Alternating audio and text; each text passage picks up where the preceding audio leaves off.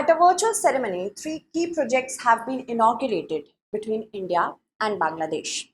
These three projects are connectivity as well as energy security. That means two of them are connectivity projects, but one is an energy security project.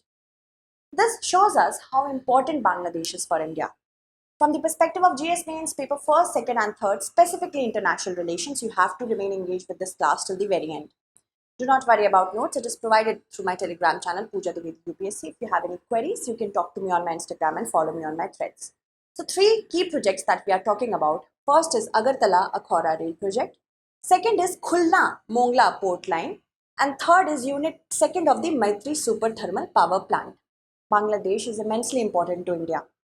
It borders India through 5 states: West Bengal, Assam, Meghalaya, Tripura and Mizoram. The Agartala-Akhaura railway link is going to connect Agartala in Tripura, which is surrounded by Bangladesh on the 3 sides, to Akhaura in Bangladesh. Thereafter, via Dhaka, Agartala will also be connected to Kolkata. So you see that this is not a connectivity project only between India and Bangladesh, but also between India and India, certain regions of India, which remain disconnected almost, because of the Siliguri corridor's thinness. We cannot develop a lot of infrastructural project over here. Airfares are so high that the underdeveloped region of Northeast will not be able to afford it all the time. That is why this connectivity project will not only give boost to tourism, but also trade and other sort of employment opportunities. Bangladesh is also important from the perspective of security.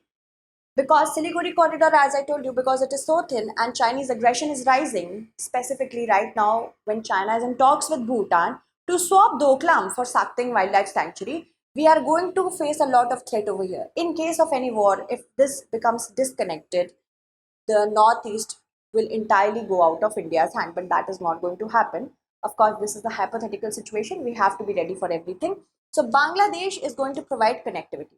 Security perspective is also important. So tourism, trade, employment, security, climate change as well. Sundarbans span across not only in India but also Bangladesh in order to ensure that Sundarbans remain preserved, which is important for India and Bangladesh when it comes to cyclone handling.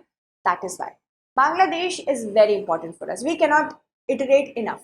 Moving on. First, let's talk about the Agartala-Akhaura rail project. It is a 15-kilometer rail link, out of which 5 kilometers lies in India and the rest of the 10 kilometers lies in Bangladesh.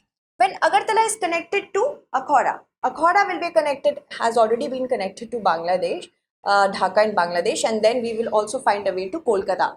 So from Tripura, we will find a way to West Bengal via this rail link as well. Moving on, it will reduce the travel time. Right now, approximately 38 hours of travel time it takes between Kolkata and Agartala. But when we will get connected via Bangladesh, it will significantly reduce the time. It will also boost cross-border trade. Not only tourism, but also employment opportunities will be created for people in Tripura if they want to find markets in Bangladesh. Bangladesh and India, both are important markets for each other. That is why it will also give a boost to connectivity, trade, connectivity, tourism. Then we will also get direct access for the Northeast India with the Chittagong port. Chittagong and Mongla ports are two of the most important ports in Bangladesh. That is why we have a separate connection project for Mongla as well. This project was sanctioned back in 2012-2013. The foundation stone was laid in 2016. We wanted to complete this project by 2020, but because of the delay due to the pandemic, we couldn't do so. It costs 862.5 crore rupees. Then we have Khulna-Mongla port rail line. Khulna, here it is Khulna and here is Mongla. So Mongla will be connected to Khulna via 65-kilometer broad gauge rail route. Okay, and Mongla port will be connected to the existing rail route in Khulna. It is a part of the first line of credit which was extended to India by India to Bangladesh. Line of credit is a pre-approved loan. If Bangladesh wants to get loan, it doesn't need to apply for loan all the time. So it will be helpful for countries such as Bangladesh to get line of credit. That is why pre-approved loan was given to Bangladesh. Whenever they required the money, they could get it. Okay, that was back in 2010. Although we wanted to complete this project earlier again, in 2011, we had this plan that we are going to complete this project in 2013. But because of many delays, sometimes project directors changed, over reliance on subcontractors. There are contractors and then there are subcontractors. When that also happens, we get projects, we get such projects delayed. Okay. The integration of Mongla, the second largest port of Bangladesh, with the broader broad gauge railway network. This is the main reason behind it. That means more and more cargo can move.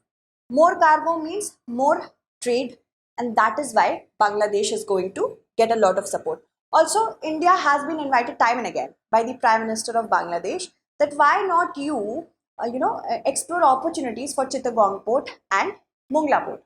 What happens that China is already trying to invest in certain ports in Bangladesh because it wants to get away in the Bay of Bengal. We need India's presence. That is why ports are important for us. Moving on. The route length is this much, 65 kilometers approximately, and there a part of this particular project are 31 bridges and 108 culverts. Most importantly, we have the Rupsha bridge. Here is the Rupsha river on which we have the Rupsha bridge. That is going to provide connectivity to Bangladesh from every other region, from south to north. Okay, and we completed this bridge in 2022 itself. Moving on. Not only Bangladesh will get connectivity to India via these projects, but also other countries such as India, Nepal, and India is already there, Nepal and Bhutan. So whatever landlocked countries are there, Bangladesh is going to access those countries as well. Connection between Mongla Port and Siliguri in India is also a manifestation of it. Next, we have the unit second of the Maitree thermal power plant, which is situated in Rampal, Bangladesh. It is a 1,320 megawatt coal-fired power station. Although we are working towards transitioning to renewable energy, still we have this. It is on the banks of Pasur River and it is implemented by the Bangladesh India Friendship Power Company, which is a 50-50 joint venture between India's NTPC and Bangladesh Power Development Board. So UPSC can ask us questions like this. Moving on.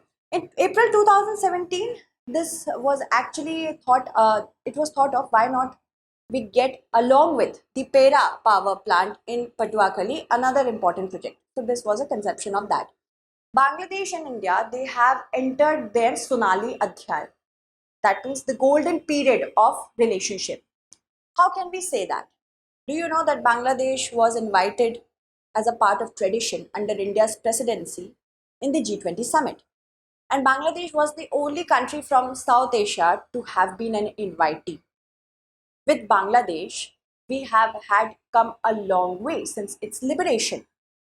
Not only it is important for connectivity, trade, tourism, security, but also other areas such as cyber security, artificial intelligence, growing our importance in the multilateral places and fora such as BIMSTEC, SAARC. So that is why Bangladesh is very important.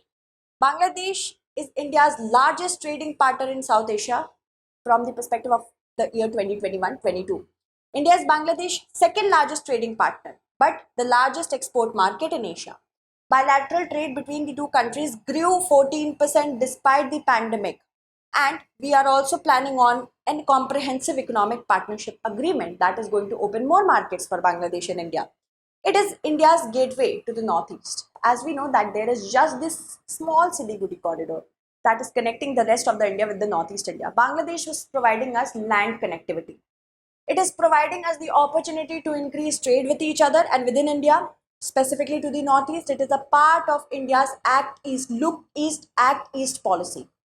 It is India's gateway to the northeast in this similar manner to provide connectivity, to boost tourism, to boost employment opportunity, people to people contact, and diplomatic relation. So that is why Bangladesh is important. We have already had our Maitree Setu. It has been constructed over the Feni River, which is going to, this is the Feni River. This is going to connect Sabroom in Tripura to Ramgarh in Bangladesh. Another one is the Padma Setu. Then we have the Mithali Express, which was operationalized in the year 2022 for bi-weekly journeys. Journeys twice in 1 week. It has connected New Jalpaiguri in northern West Bengal to Dhaka, Bangladesh. So people to people contact, we know West Bengal people have connections in Bangladesh because of their cultural reasons and also familial reasons are there. Before partition, we were a one country, one nation. But after partition, Bangladesh became East Pakistan. After that, by the liberation war, it became Bangladesh. So for people to people contact for exploring opportunities in both these countries, this is important. For security perspective, when one we talk about China and second one is insurgency. India's northeast is very prone to insurgency.